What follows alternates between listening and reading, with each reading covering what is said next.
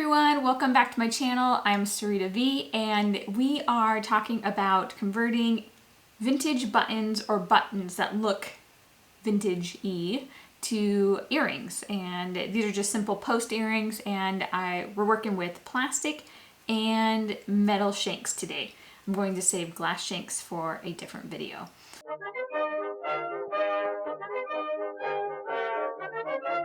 There's two reasons why I want to make earrings out of buttons, and the first one is that sometimes the vintage buttons are so cute and they only, you might only be able to find 2 of them rather than like a set of 4 to 6 for a blouse or something to use in a dress.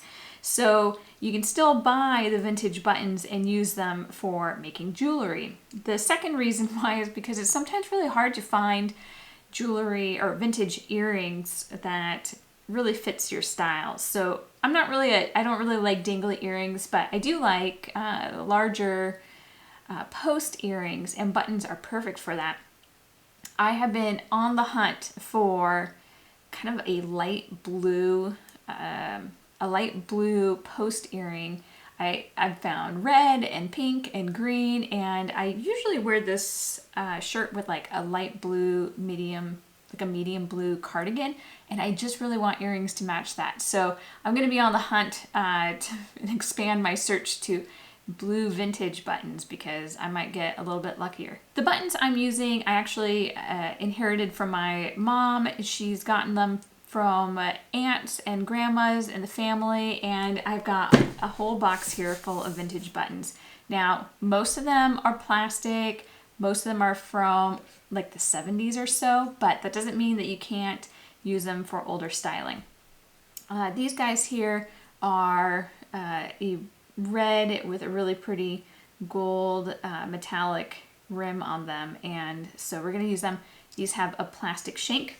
These also have a plastic shank, even though they have a gold surround. These are probably pretty modern, probably from the 80s, maybe early 90s, but they have a plastic shank. Once they've come out of the little, once we trim this plastic shank, they're actually, the pearl's gonna come out, so we'll have to glue that.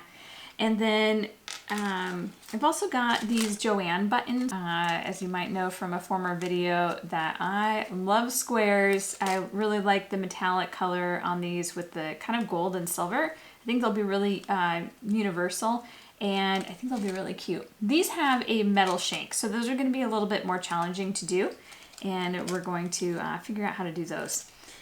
Sometimes you might come across a glass shank button. These are vintage from the 40s. They've been hand painted. I think they're just really beautiful. They've got a really nice detail on them, but the back has a glass shank, and it's going to be really challenging to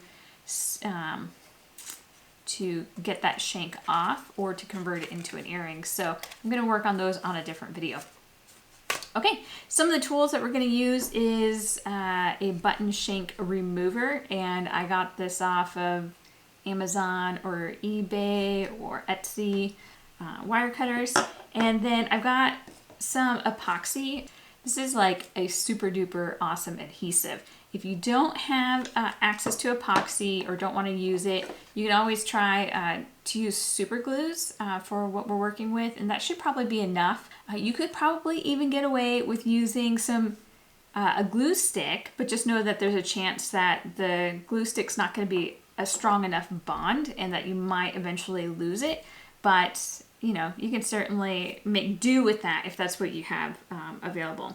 Then I also have posts that we're going to use to glue to the buttons. So I got some in a bronze and a nickel.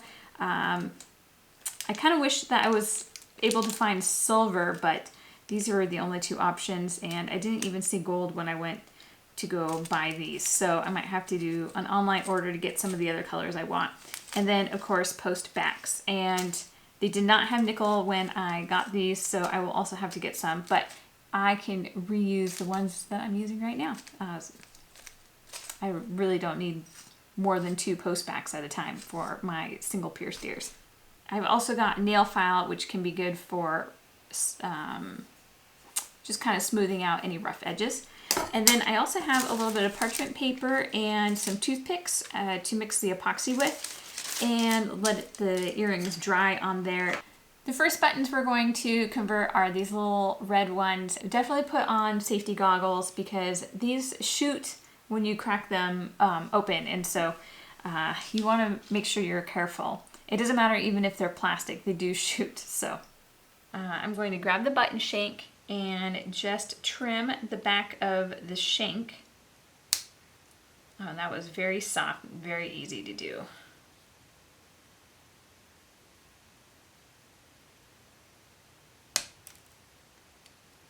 That works really well. Okay, there's not very much residue on there. I am going to just take the nail file a little bit and see if I can file it down without damaging it too much. You don't really want to get the edge. One done. A bunch more to go. Ooh, that guy shot out like crazy. This is why you put safety goggles on.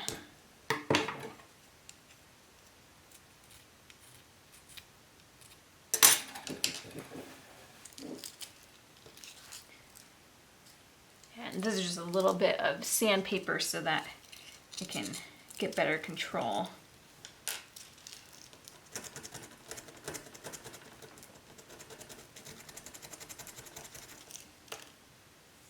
Okay, and that is super soft.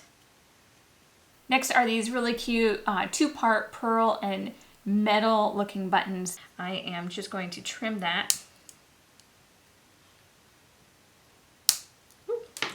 Again, shot out. Safety glasses are a good idea. Okay, and you can just see that it just falls out now. But that's not a problem because we have things called glue. That one doesn't even need any sanding.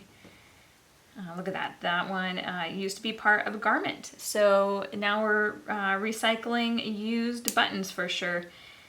And these buttons are modern, but they've got a totally vintage vibe. They have both like a vintage and a modern vibe, which, you know, it's all about styling. So I'm going to cut the shank off of this. I actually thought that these were a metal shank.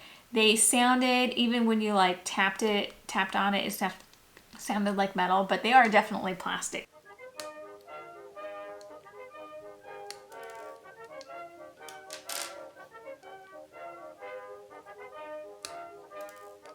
As far as a review goes, the button shank does leave a much smoother back side for the button, but the normal wire cutters do work just fine. You just need to sand them a little tiny bit more. And I just wanted to say that these buttons that I have, I remember buying them when I was in 5th grade, and they actually were for a garment that I made for a 2-piece set. It was both a vest and it might have been a pleated skirt. It was a pretty nice skirt. And I wore it to my 5th grade talent show when I sang Mariah Carey's Hero in front of the whole school. I do think it's funny that anything from the 90s is considered vintage because obviously I was in elementary school then. And I just thought it would be really fun to incorporate that into a pair of earrings that I can wear on a regular day, and I can think about how brave I was when I was in 5th grade. So that's kind of why I wanted to include these. Now we're going to use epoxy to put the posts onto the backs of the buttons, and obviously read your instructions. So for this one it says mix for at least 20 seconds and then use it within 5 minutes. So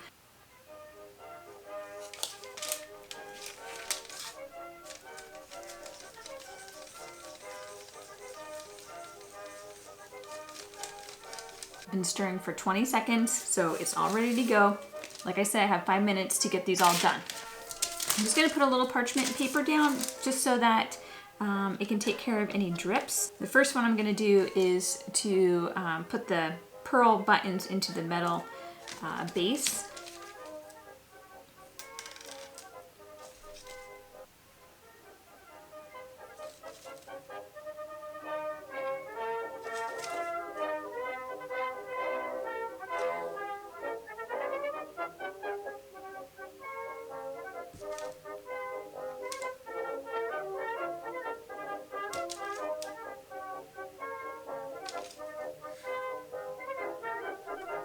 Okay, and then now that those two are attached, I'm gonna let those dry a little bit, and then I'll add the post after we do the rest of them. Because these have a gold trim on them, I'm going to use the bronze post. And I think I'm just gonna dip these lightly in the epoxy rather than painting them on with a toothpick. So, I don't know if you can see that. You can see it's just a little bit wet from a little bit of the epoxy. And now I'm just gonna put it in the back of the button and press down.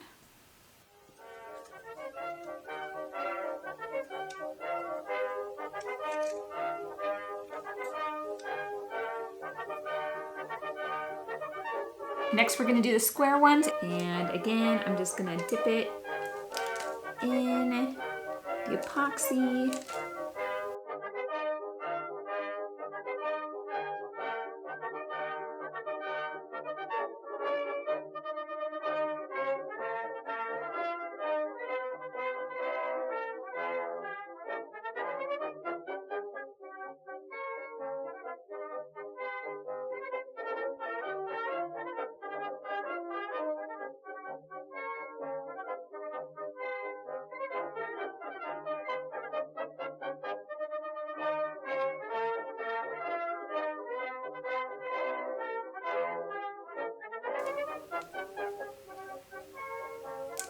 Oh my gosh, and this is getting so thick. I hope that it's good enough.